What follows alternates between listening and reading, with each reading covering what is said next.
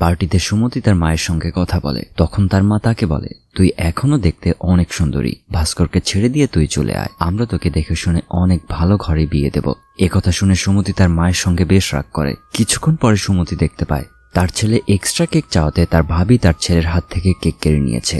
এই দৃশ্য দেখে সুমতি তার বাচ্চা আর ভাস্করকে নিয়ে অনুষ্ঠানের মাঝপথ থেকে বের হয়ে চলে আসে। এভাবেই তাদের টাকা না থাকার কারণে কেউ তাদেরকে সম্মান করত না, সবাই তাদের তুচ্ছতাচ্ছিল্য করত। একদিন সেই ক্যাফেতে বসে ভাস্কর মানুষের ফর্ম পূরণ করছিল। এমন সময় আবারও অ্যান্থনি তার কাছে আসে।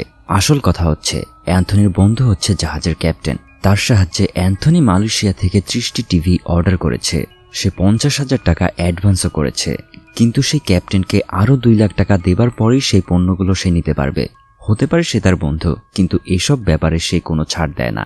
কিন্তু একদম শেষ মুহূর্তে অ্যান্থনিকে যারা 2 লাখ টাকা দেবার কথা বলেছিল তারা তাকে টাকা দিতে এখন অস্বীকার করছে।